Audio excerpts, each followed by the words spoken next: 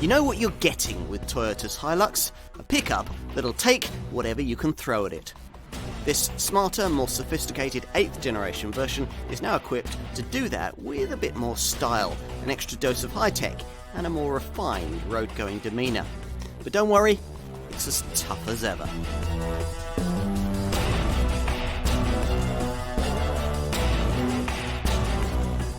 Think of a pickup, and it's quite likely that you'll be picturing a Toyota Hilux. This model has, after all, been a dominant presence in the global pickup market for around half a century. Around 18 million examples of this truck have been produced in that time, and most of them are still pounding the roads and unmade tracks of the 172 countries across the world where this model is sold. They'll now be joined by this, the 8th generation version. In its lifetime, this model line has faced and overcome many significant challenges. This is, after all, the vehicle Jeremy Clarkson and Top Gear drowned through from the top of a tower block and still drove home. It was the first vehicle to be driven to both North and South Poles. It's conquered the Antarctic, the slopes of live volcanoes, and the gruelling Paris-Dakar rally.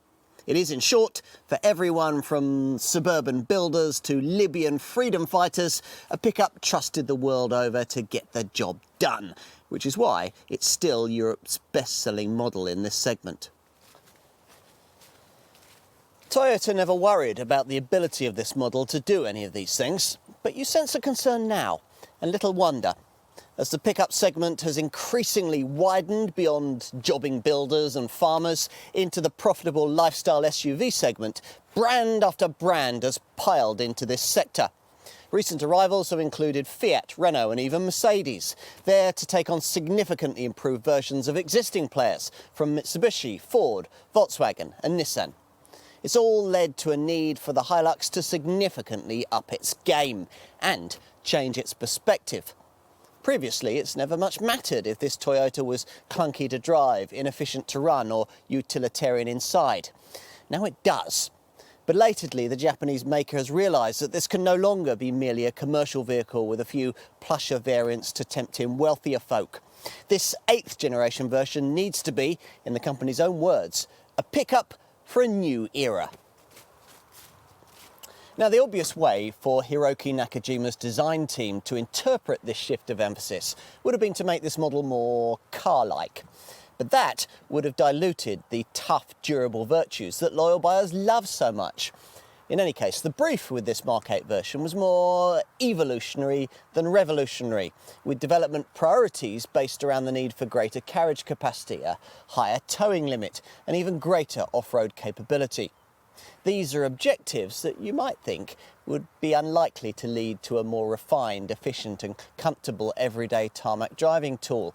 But that's exactly what Toyota is claiming this 8th generation Hilux to be, with its freshly developed 2.4 litre D4D diesel engine, its stiffer ladder chassis and its revised suspension setup. Can it deliver? Time to put this pickup to the test.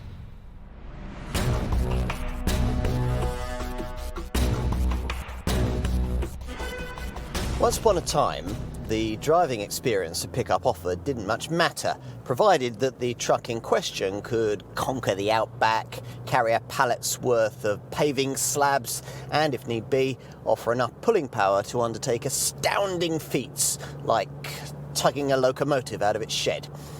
Things have changed, though, as the chief engineer behind this 8th generation Hilux design, Hiroki Nakajima, found when, as part of the development program, he visited 110 of the international markets in which this Toyota is sold. He started his travels viewing this pickup purely as a commercial vehicle, but by the end realised that the Mark 8 model must be more than that. Many of today's pickup customers want an LCV like this for daily tarmac use. Some now even want it to function as their only means of transport. Armed with this information, Nakajima headed back to Tokyo, determined to make the 8th generation Hilux a good deal more car-like, though in a way that wouldn't dilute the model's core values of tough, go-anywhere capability. Indeed, he and his team were resolved to further enhance this pickup's fabled indestructibility as part of development that would see this version gain a new ladder frame chassis 20% more torsionally rigid than before. An increased axle capacity and greater towing ability were also key objectives. In marrying all these criteria together, inevitably compromises had to be made. The engineers didn't think that their load-bearing objectives could be met with the kind of coil-sprung rear suspension that Nissan has introduced on its rival MP300 Navara model, so contented themselves with making changes to the conventional leaf-sprung suspension setup that every other pickup in the segment uses. As a result, this Hilux's leaf springs now feature 100mm of extra length and have been moved further apart on the chassis. Plus, there's a thicker anti-roll bar and larger shock absorber cylinders. These modifications greatly improve rear axle articulation, which, as we'll see, helps greatly off-road. On tarmac, though, you also notice quite a difference. It's a pickup, of course, so there's no point moaning that it doesn't handle like a car. Of course it doesn't. As with all such models, there's plenty of body roll and the rear end can hop about a bit if you start throwing this Toyota around through sharp curves and roundabouts. Get a bit of weight in the cargo bay though, and the handling feels more assured. All of this is common in this category, but we're here to evaluate whether this Mark 8 model is, as promised, a more usable day-to-day tarmac tool than its predecessor. It is. Gone is the constant bounciness over small bumps that could make previous Hiluxes so tiresome to drive around town, though there's still enough of a jolt over major tarmac tears to remind you that you're in a commercial vehicle. Inevitably, this Toyota can't match the ride quality of its coil-sprung Navara rival in this regard, but we reckon that in this respect, the Hilux is probably now superior to most other contenders in this segment. Enough to make it a realistic alternative to one of the tougher large SUVs as an everyday usable vehicle? Families probably won't think so, but industrial users like farmers and jobbing builders might after an extended test drive. These people will note the smoother way that this pickup now handles secondary road surfaces, something due not only to the redesigned suspension, but also to a clever pitch and bounce control system that automatically adjusts engine torque to suit the road surface, so delivering a more comfortable ride and handling balance. Further contributing to the slightly more car-like feel is this 8th generation Hilux model's more accurate, weightier steering, and its much improved levels of engine refinement. Ah yes, the engine. We need to tell you about that. In place of the previous model's 2.5 and 3 litre D4D diesels, there's a completely fresh 2.4 litre D4D unit, which generates a very similar power output to the old 2.5, 148 brake horsepower, but much more torque, 400 newton meters, even more in fact than the old 3 litre power plant managed.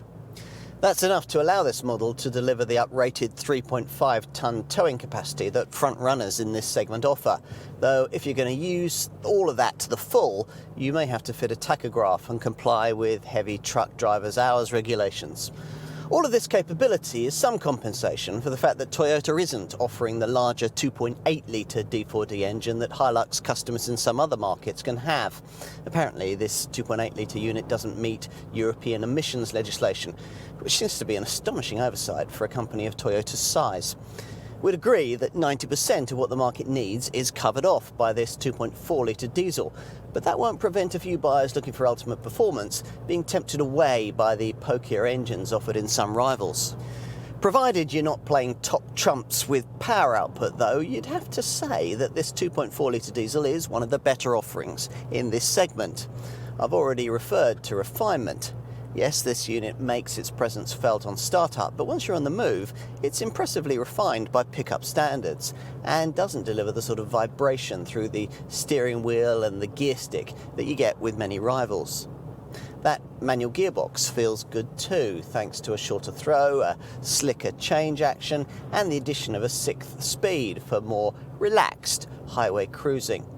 If you're quick with it and activate the power driving mode via this button behind the gear stick, 62 miles an hour from rest occupies 13.2 seconds, or 12.8 seconds if you go for the optional 6-speed Super ECT automatic. The bluff aerodynamics restrict the top speed of all variants to 106 miles an hour. Bear in mind, though, that in scrubbing off all of this speed, there's a lot of weight, nearly 2.2 tonnes, for the anchors to have to stop. There are ventilated discs at the front and drum brakes at the rear. What hasn't changed is this Toyota's unbettered off-road ability. Hilux models have only had four-wheel drive since 1979, but since then, this vehicle has established itself as the pickup to beat in the rough stuff. Now, this is a part-time four-wheel drive system that operates in rear-driven two-wheel drive on tarmac, but you can shift on the move into the H4 high-range four-wheel drive setting at speeds of up to 31 miles an hour, should conditions worsen, or you'll be about to turn onto a muddy track. Now, for really boggy off-road work, you're going to want to further consider the possibility of switching into L4 low range, something, again, that's possible on the move, but this time at much lower speeds of up to 5 miles an hour. Once that's engaged, you really can start to think about going, well, almost anywhere. To keep all the wheels turning at the same speed, there's a front differential, which is disconnected when you're in two-wheel drive, and a high-capacity locking rear limited slip differential that's been uprated to cater for the 2.4-litre engine's more prodigious levels of torque. In addition, an active traction control system uses brake fluid pressure and engine control to distribute torque to all four wheels.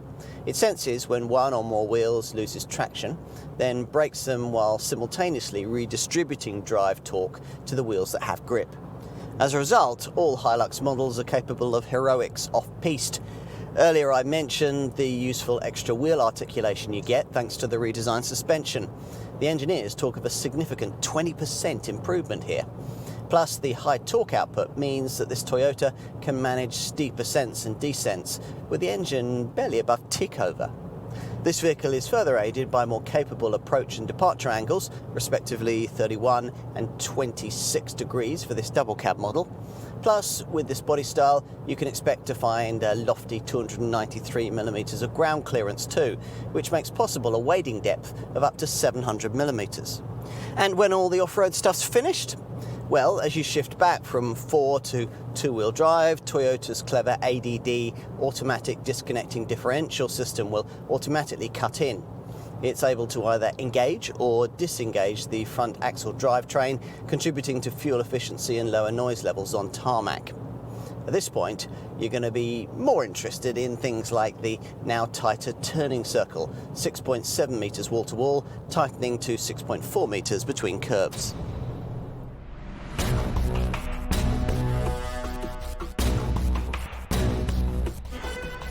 So, what do you think?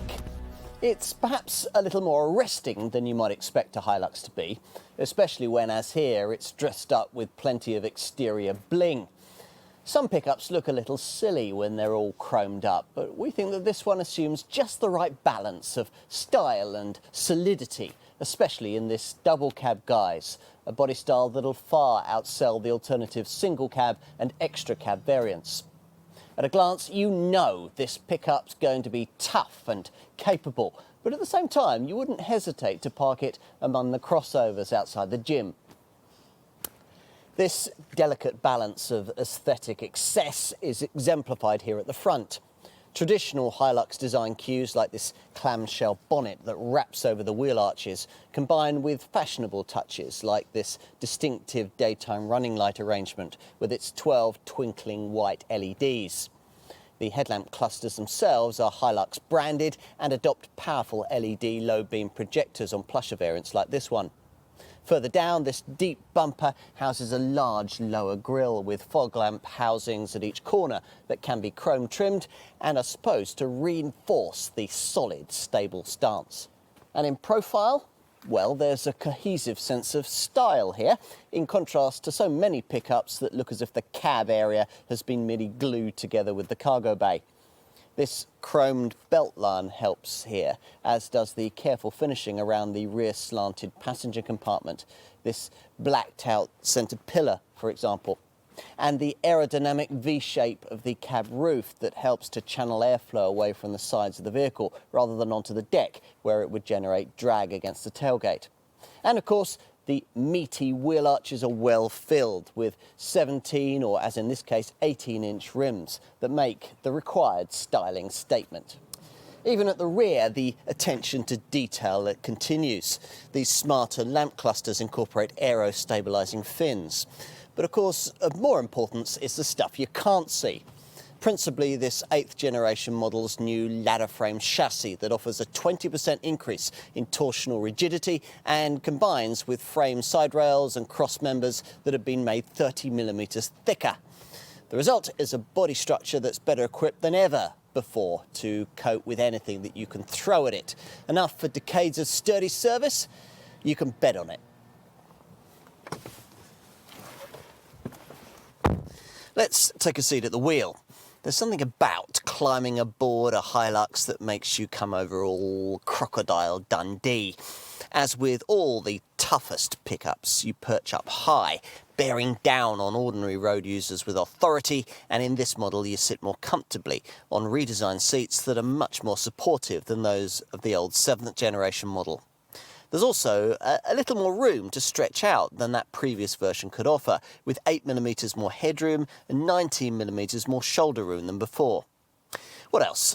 Well, the redesigned air conditioning system is much more effective than it was previously. Toyota has finally got round to making the steering wheel adjust for reach as well as for rake. Better late than never. Oh, and the gear stick is shorter in both height and change action, which further helps with the car-like feel of this carefully crafted cab. Familiar from before is this useful power heat button that warms the engine up more quickly on cold mornings. Glance at the centre of the fascia and you'll find a piece of technology that would surely have baffled owners of earlier generation Hiluxes. This large 7-inch centre dash Toyota Touch 2 infotainment screen, which has now been located closer to the front seats for easier viewing and operation. Providing you avoid entry-level trim, it's a standard feature and is of course the access point for all the car's entertainment, phone connectivity and informational functions. Navigation too, if you've specified it. Another feature that's standard fit on the plusher models is this 4.2-inch TFT multi-information display positioned between the blue backlit dials of the instrument binnacle to cover off any extra items of information that the Toyota Touch system hasn't already dealt with. Switches on the thicker-rimmed multifunction steering wheel allow you to flick quickly through the various trip computer functions. Plus, there are various eco functions and even a compass. The display is designed so that the most important information appears at the top, closest to the driver's line of sight.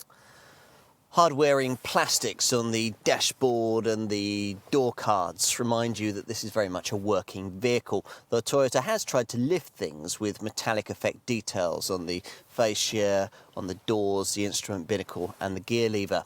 It's not enough to make much difference to the utilitarian ambience of lower order models, and we could do without the dash top's shiny finish and fake plastic stitching. Still, overall the effect is remarkably polished by pickup standards. As for cabin practicality, well, all models get a double glove box, the upper part of which is cooled and can hold 2 half-litre bottles. Plus, there's a large lidded storage box between the seats that includes an optional 220-volt power point. You'll find a compartment for your sunglasses just above the windscreen, and there's a cup holder behind the gear stick and 2 12-volt sockets, a USB port and an aux-in point just in front of the gear stick. Another cup holder can be pulled out of the right-hand side of the fascia, and each of the front door pockets can hold a 1-litre plastic bottle. There's also a tray just at the bottom of the centre stack that's perfect for your mobile phone. In addition, each front seat has a flip-down hook on the back to hang your takeaway on. Time to take a seat in the back. Now, in theory, the exterior sill bars and side steps that you get on plusher models like this one ought to help when getting in or out. But in practice, the narrowness of the ledge just makes the process awkward, especially if you happen to be wearing working boots. And inside, well, here the rear seat still has a useful 60-40 split tip-up function so that valuable things like tools can be kept away from prying eyes. As for actually sitting back here, well, no double cab pickup offers rear-seated passengers a really luxurious travelling experience, but this one has certainly improved itself in this regard. For a start, the middle-seated occupant gets a proper three-point belt this time round, rather than the unacceptable lap strap provided before. It helps that the seats have been redesigned to give more thigh and back support, plus the centre transmission tunnel is relatively low and thinner front seat backs free up more space for your knees. If there are only two of you, you can use this fold-down centre armrest with its integrated cup holders.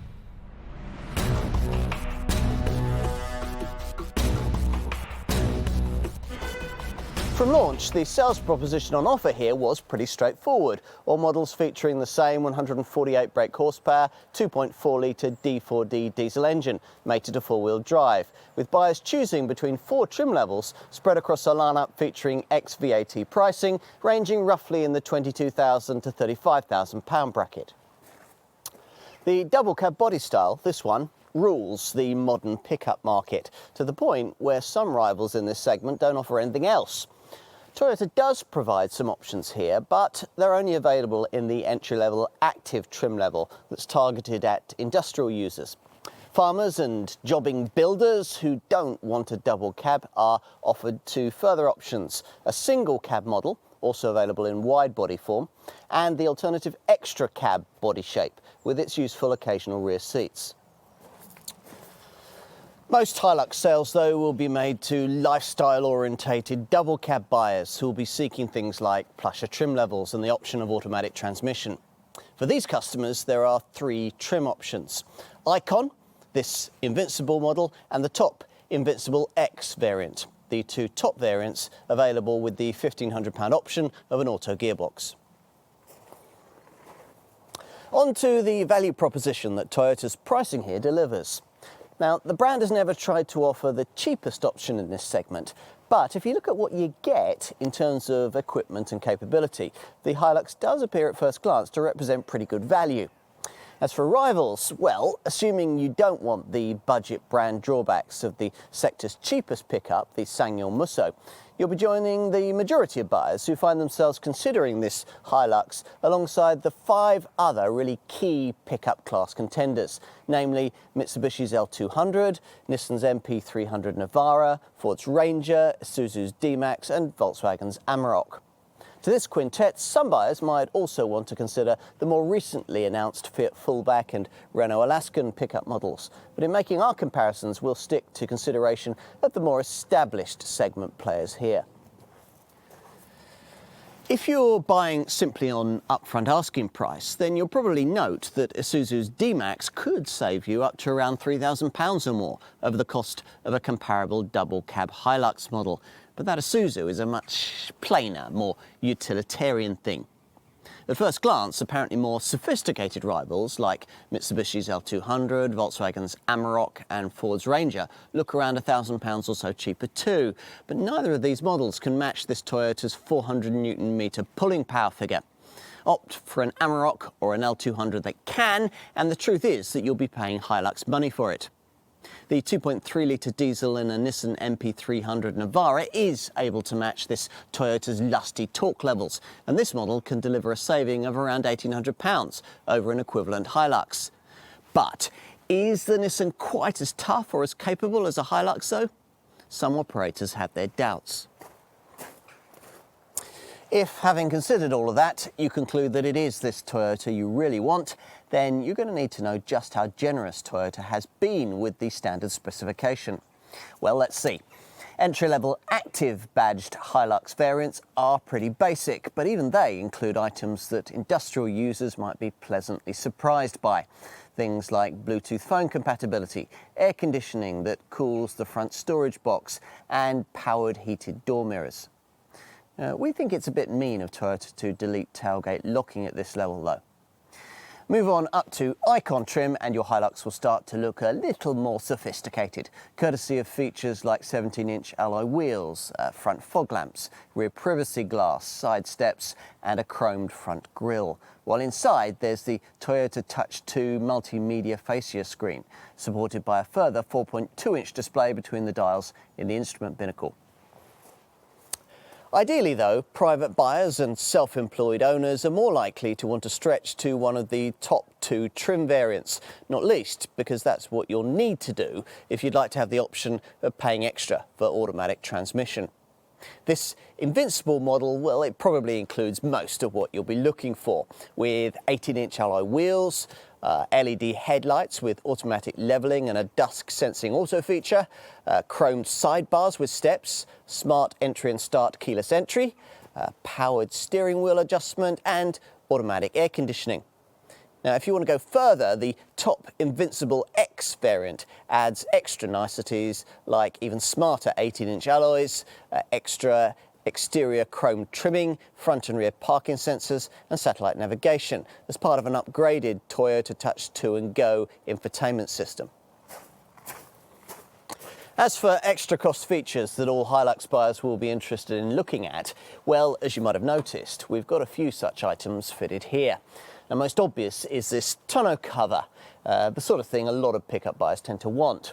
This one is an aluminium narrow slatted roller shutter type roll and lock cover, but if you don't like that, there's an alternative range of hardcover options. You'll almost certainly want a tow bar, of course, and possibly under rails and over rails for the cargo bay too. Plus, most Hilux buyers find themselves tempted by one of the extra cost metallic or pearlescent paint colours. If you've a lesser trimmed variant, adding in satellite navigation, full leather upholstery and 17 or 18-inch alloy wheels might be on your agenda. And if you like the parking sensors and extra chrome you get on the top Invincible X variant, well, those are respectively available as part of a parking pack and a style pack. There's even a range of integrated rear entertainment systems with twin rear screens that'll keep the kids quiet on longer trips. Enough with options, what about safety? It's something Toyota is very keen to talk about, as this 8th generation Hilux is the first in its model line to be fitted with cutting-edge radar-driven electronic safety tech. We'll get to that in a minute, but we should start by covering off the standard features fitted to all Hilux models. There are twin front, side and curtain airbags, plus a driver's knee bag. And this time around, even the centre rear seat passenger gets a proper 3-point seat belt. While in double cab models, ISOFIX child seat mountings are provided for the 2 outer rear seat positions. It's also worth noting that the 20% increase in strength of this Mark 8 model's ladder frame chassis should help the vehicle withstand collisions more effectively than before. Also, the risk of pedestrian injury has been reduced by the use of impact-absorbing structures in the front bumper, the bonnet, the fender bracket structure and the cowl, reducing the impact force to the head and legs of pedestrians in a collision. On to the basic electronic stuff. There's ABS braking with electronic brake force distribution to make it more effective, plus there's a feature that'll flash the brake lights in emergency stops to warn following motorists. You get a vehicle stability control system, plus for towers, there's the peace of mind of a further driver assist feature, trailer sway control. Here, when crosswinds, variations in the road surface or driver steering inputs provoke trailer sway, braking and engine output control will automatically be introduced to suppress the movement before it becomes uncontrollable. Other electronic Hilux driving aids include several particularly aimed at helping you when off-road, things like active traction control, downhill assist control and hill start assist control. Now, all of this was only enough for the Euro NCAP safety testers to award this Hilux a 3-star rating, though the organisation did award its full 5-star showing to models fitted with the optional Toyota Safety Sense package. This pack, standard on the 2 Invincible variants and available at extra cost further down the range, bundles together 3 key radar-driven safety features. First up is a road sign assist feature that pictures road signs as you pass and displays them on a screen on the dash. The second element is lane departure warning, which monitors lane markings on the road surface and will alert you if the vehicle starts to deviate from its lane without the turn indicators being used, at the same time gently applying steering input to help maintain the correct course. Both these things are nice to have, but the really key safety sense inclusion is autonomous braking, which in Toyota speak is known as a pre-collision system with a pedestrian detection function.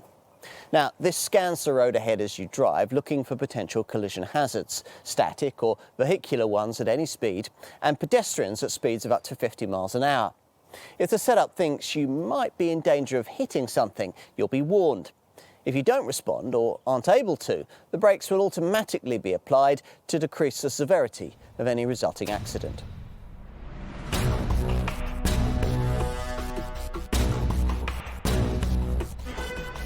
Time to focus on cargo bay practicality, and the main thing you need to know here is that there's more of it. The revised design of this 8th generation model makes it easier to get to this loading area thanks to a revised steel bumper that's set lower to the ground, allowing for a deeper step to be fitted. As for the tailgate, well, if you've opted for entry-level trim, you'll be annoyed to find that it's not lockable.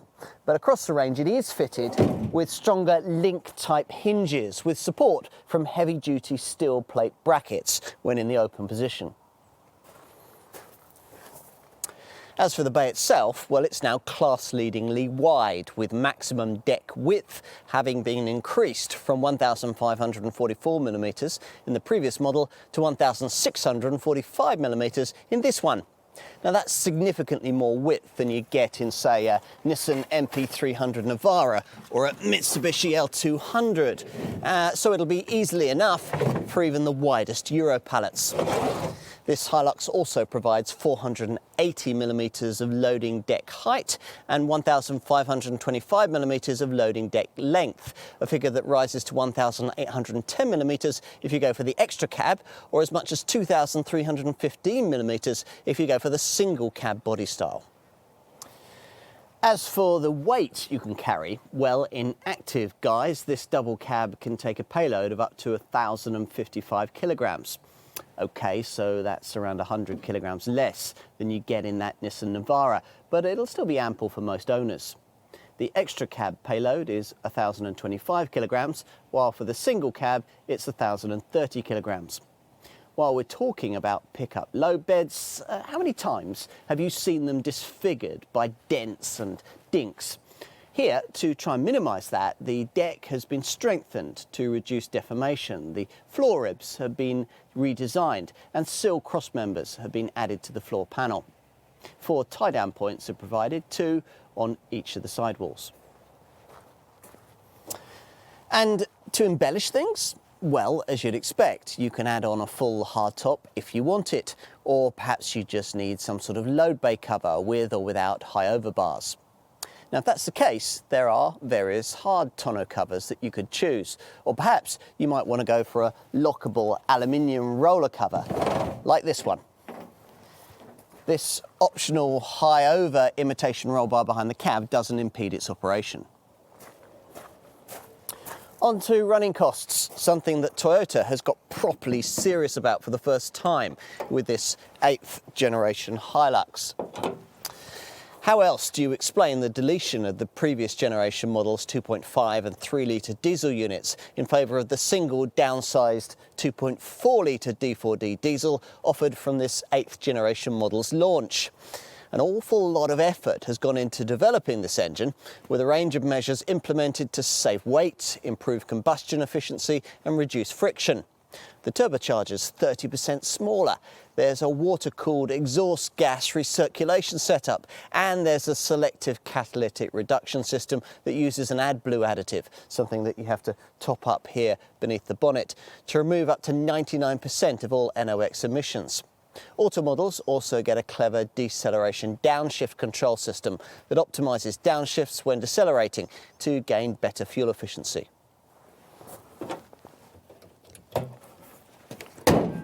Now, in view of all this, it's a touch disappointing that all these improvements provide only fractional enhancements over the running cost figures delivered by the previous generation 2.5 litre Hilux.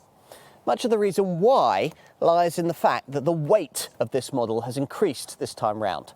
The plush double cab variant I'm driving here, for example, tips the scales at nearly 2.2 tonnes, making it 105 kilograms heavier than the previous generation 2.5 litre model. As a result, the manual double cab and extra cab models manage 40.4 miles to the gallon on the combined cycle and 185 grams per kilometre of CO2, with the single cab variant a fraction behind on both counts. To give you some perspective on these returns, rival Nissan MP300 Navara and Mitsubishi L200 models both deliver 44.1 miles to the gallon and 169 grams per kilometre in their most frugal form. Go for the automatic version of this Toyota and you're looking at 36.2 miles to the gallon and 204 grams per kilometre. The figures that I've just quoted assume that you've activated the provided eco driving mode, something possible by a press of the button provided near the handbrake. Doing that tweaks the torque curve and slightly dulls the acceleration, though you won't notice too much difference at cruising speeds. We found that activating the button makes quite a difference too, affecting the combined consumption figure by as much as 10 miles to the gallon. If you're of a mind to monitor your efficiency progress, you can do so via various eco sections provided by the various cabin monitors.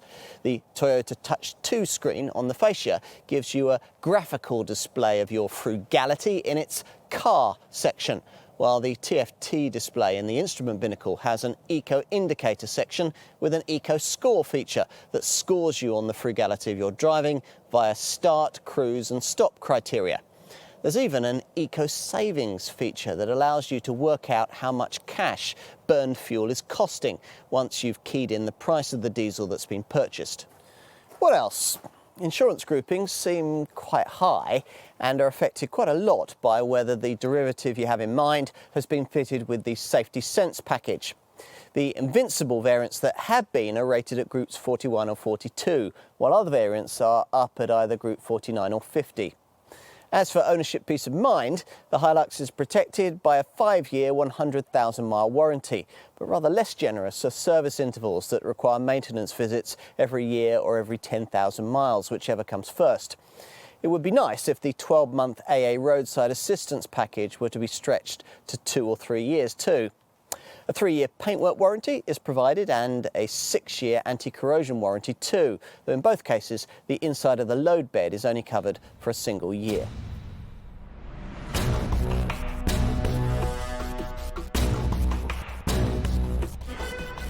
You can see why pickup sales continue to rise.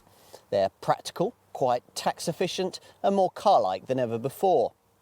Too car-like perhaps? Well, if you're worried on that score, then this Hilux will suit you perfectly. The 8th generation changes have made it a slightly more practical day-to-day tarmac tool, but never far below the surface is the rugged toughness that has taken this vehicle to the furthest and most inhospitable parts of the globe. We like the looks, the smart cabin and the well-chosen balance between a sturdy feel and a smart demeanour.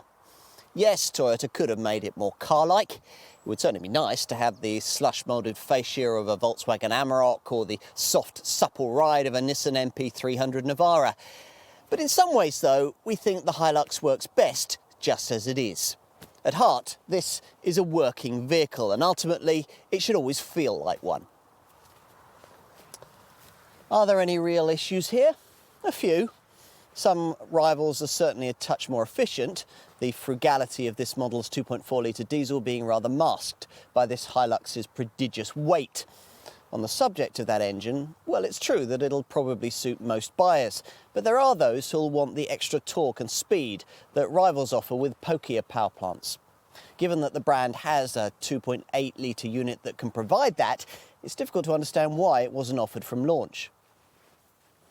Ultimately, though, this remains one of our preferred options in the pickup segment, and we're not alone.